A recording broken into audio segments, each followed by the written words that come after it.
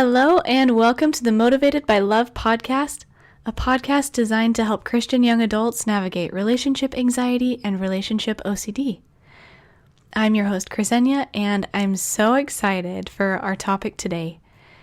This is a little bit more vulnerable than usual. Well, let's be real. I'm pretty vulnerable most of the time, but today I want to talk about 3 things I wish I could tell a younger version of me. I really want to just highlight the things I wish I knew when I was in the midst of relationship anxiety. And I hope that this can really help you if you're in the middle of it.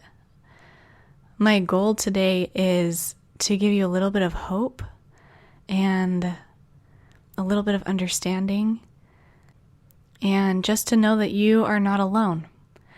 And that's the first thing.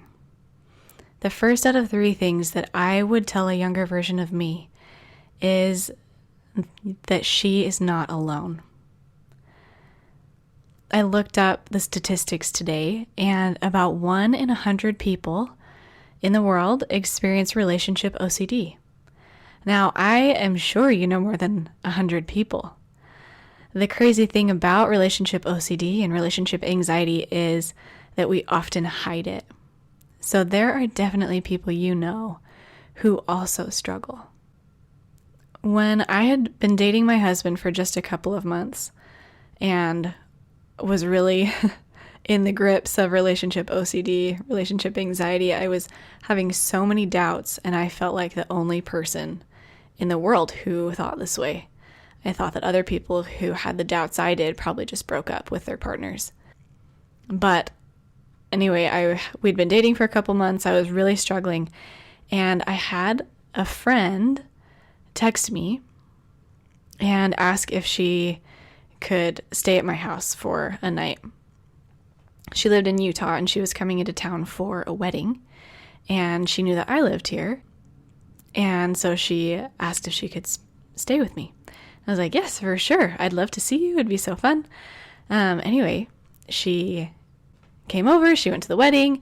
And that night we were just hanging out in my bedroom and chatting. She was dating this boy, and she started talking about some of the doubts and anxiety that she felt while dating. And it was this amazing moment for me, and I really feel like this was from God, just having her in my life at that time, because I realized that I wasn't alone.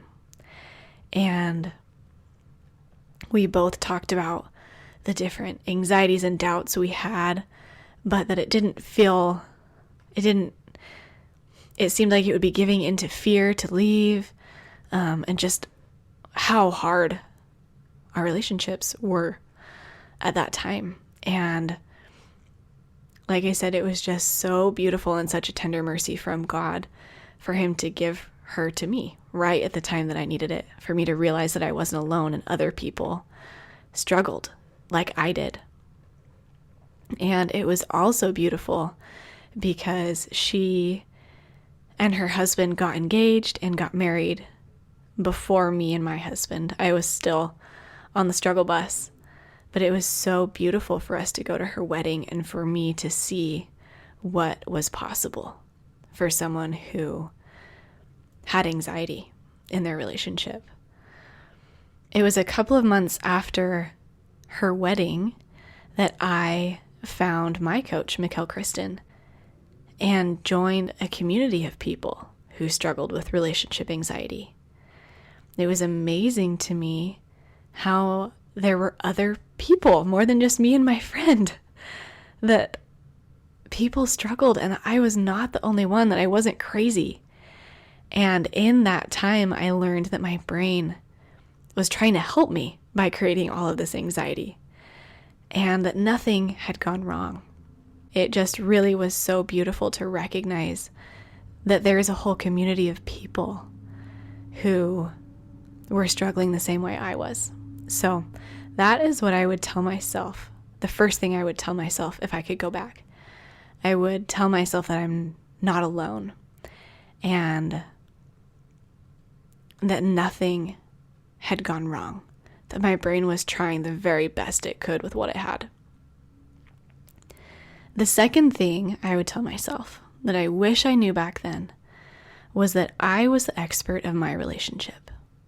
At that time, I spent a lot of time asking other people what their opinions were, doing a lot of research online, Googling, and even like reading different messages from church leaders. At that time, I really looked outside of me for wisdom. I really wanted to know what other people thought, like I said, about my relationship. And I was especially worried church-wise about like what my church leaders thought about my relationship, if they thought it was good, if they thought it was okay. And I'm not saying that it's not important to listen to the people around you, especially if you're in an abusive relationship. But there was a moment when I realized, thanks to my coach, that I was the expert on my relationship. I didn't need to listen to a million podcasts on relationships and healthy relationships and what to do if you have this struggle in your relationship. But that I was the expert, that I knew me and Jaden better than anyone else, better than my mom, better than my sisters, better than my church leaders, better than some random podcaster or a healthy relationship psychologist. That all of them had really good advice, but that I was the expert. I remember this moment of picturing all of the people in my brain. We're all sitting around a table. And, right, like my mom's there, my sisters, church leaders, podcasters, Google, psychologists, me, I imagined us all sitting at a table. And I realized that my voice wasn't the one that was in charge of that meeting, but that my voice was just input for someone else at that table to make the decision for me. And I switched it. I went, wait a second, I'm in charge of this meeting. I'm the CEO. And all of these people, I still can hear their input and I appreciate all of it. But I get to make the final choice. I'm the one that's in charge and I'm the one that knows Jaden better than anybody. I'm the expert here. And that was so freeing when I realized that. And I wish I could go back and tell myself even earlier than when I figured it out that I was the expert. Now, there are a lot of reasons that we might rely on other people's opinions more than our own, right? We might be afraid that they'll judge us if we make the wrong choice. Or we might be afraid that if we don't listen to them, then we'll have a really unhappy, unfulfilled life. And all of that is work that you can do with a coach to let go of some of those beliefs. And it's really powerful, really beautiful work. And I will likely have a podcast on that sometime in the future. But for now, that's the second thing I wish that I could tell a younger version of me. That she is the expert in her relationship. And that leads perfectly into my third thing that I wish I could tell a younger version of me. That girl who was so scared and cried all the time. That girl who felt anxious 95% of the day. This makes me a little emotional. I wish I could go back and tell her that her life would be so beautiful. That the things that she worried about wouldn't even be a problem in her marriage. And that she was capable of the negative emotions that did show up in her marriage. At that time, both me and my husband, we had real struggles. It wasn't just my brain making up all of these terrible things about our relationship, right? We had real relationship struggles that we needed to learn how to work through. But at that time, I didn't know that it was even possible for someone like me and someone like my husband to have a happy marriage. Everywhere I looked, I felt like people had all of these opinions and all of this advice, and I just needed to know that it was possible, that we could have a thriving marriage, a happy marriage.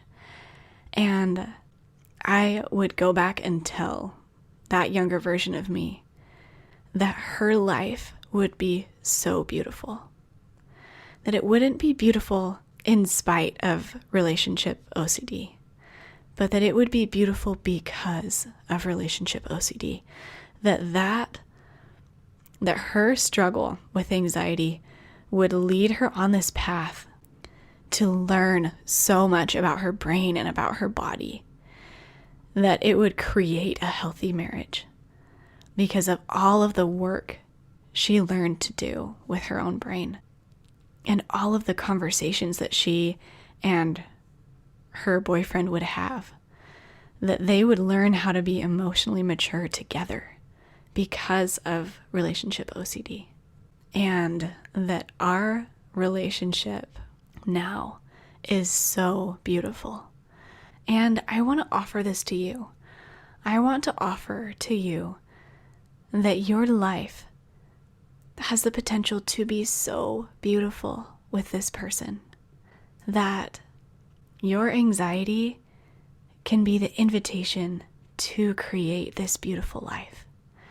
And that without your anxiety, you might not have been invited into this life, into a happy, beautiful marriage. And I want to let you know that it is possible. It's possible for you to not feel anxious all day, every day. It's possible for you to have a thriving marriage. So, to sum up, 3 things I wish that younger, so anxious version of me knew is: number 1, that she's not alone. Number 2, that she's the expert on her relationship. Number 3, that her life would be so beautiful. If this is resonating with you, please reach out. You can find me on Instagram at Ksenia Claire Coaching. And you can shoot me a DM. I would love to chat more with you and help you learn how to create this beautiful life where you learn all of these things. Thanks for listening, and I will talk to you next week.